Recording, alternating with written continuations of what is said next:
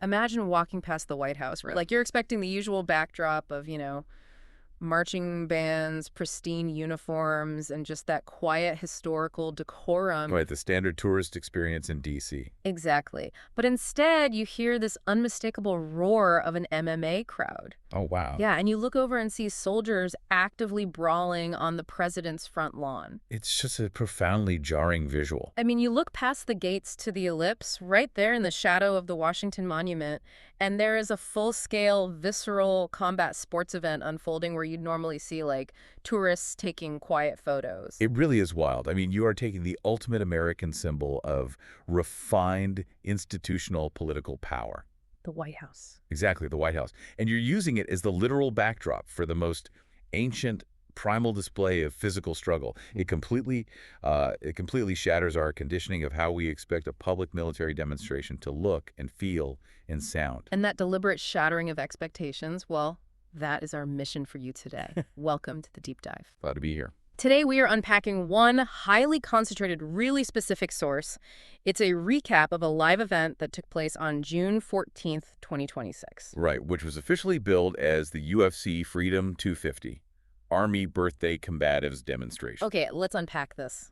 We should probably establish right away that this deep dive is it's a fascinating case study in a cultural collision. A cultural collision, I like that. Yeah, because we are analyzing this exact moment where internal military training, massive corporate sports branding, and a high-stakes national holiday all converged on a single piece of iconic real estate. And honestly, the real estate is the very first thing we have to tackle because you really can't separate the action from the venue here. You absolutely cannot. I mean, this isn't happening on some secluded parade ground at Fort Bragg. The source material explicitly highlights the branding. It says, UFC Freedom 250X White House. And it places the event at the Ellipse, literally directly beside the Washington Monument. It's like a surreal blockbuster movie scene.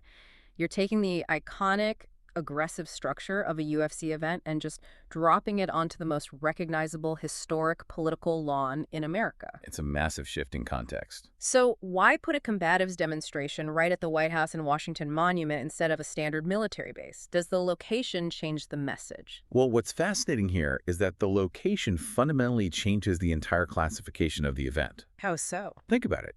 When a military branch conducts hand-to-hand combatives in a gym on a private base, it is an internal training exercise, right? Sure, just troops working out. Exactly. It's routine maintenance of a fighting force.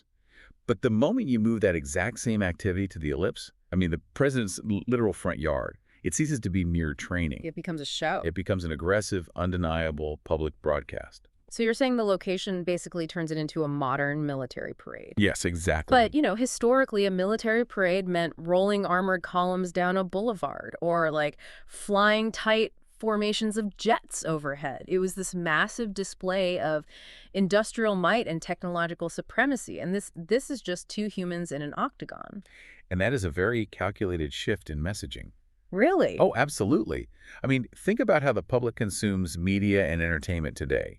A traditional parade of tanks projects state power, sure, but it feels distant. It feels cold. Right, it feels cold.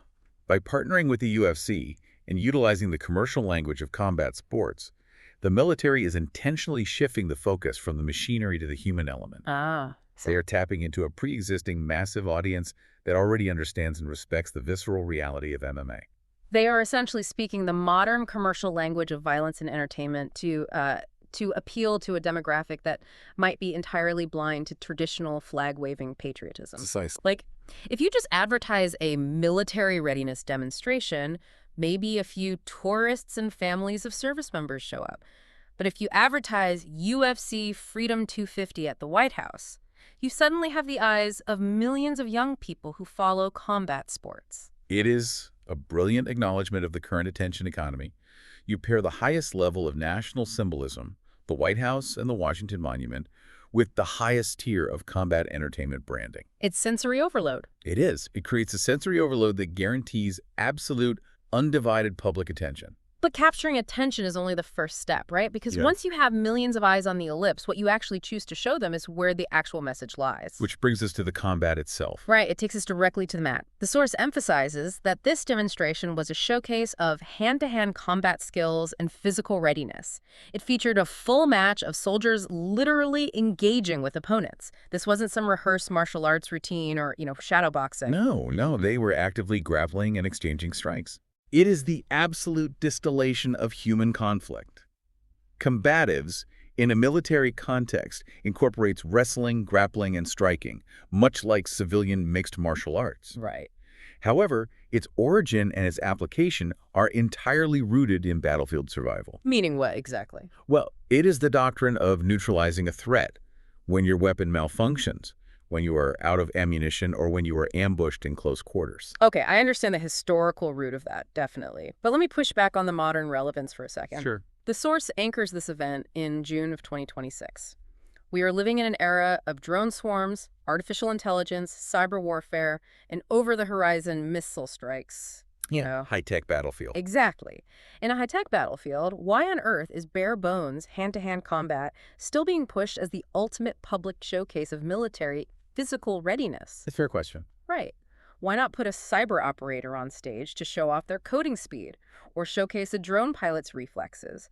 Doesn't grappling in a cage feel almost, archaic? It might seem archaic on the surface, but it actually addresses a profound anxiety regarding all that new technology. Oh, interesting. You just listed an impressive array of modern warfare tools, right? Drones, AI, cyber networks. Yeah. But what is the defining characteristic of complex technology? That it's fast. Well, yes, but more importantly, it is fragile. Oh, right. It breaks. It breaks, it loses power, it gets jammed by electronic warfare, and supply lines to repair get severed. The military operates on the assumption of catastrophic failure. Okay, I follow you. So when the drones fall out of the sky and the communication networks go dark, what is the irreducible fail-safe core of national defense? Oh, wow. Here's where it gets really interesting, because you're suggesting that the unvarnished brutality of a cage fight is actually a reassurance policy for the digital age. Yes. You are proving to the public that underneath the fragile silicon and software, the baseline hardware, which is the human being, is unbreakable. That is exactly the biological and psychological mechanism at play here.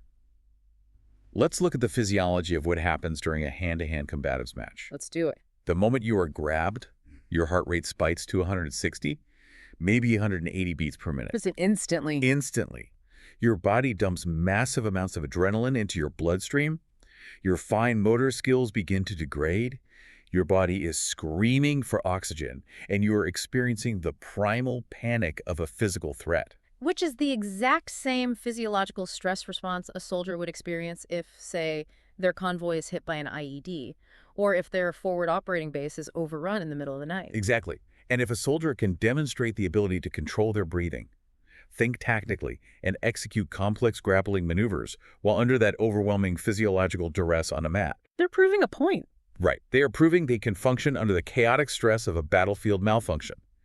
If we connect this to the bigger picture, hand-to-hand combat isn't just about punching. It serves as a highly visible, instantly understandable proxy for fundamental resilience. So when the public watches a soldier escape a chokehold at the UFC Freedom 250 event, they aren't just seeing a martial arts technique. They're seeing a visual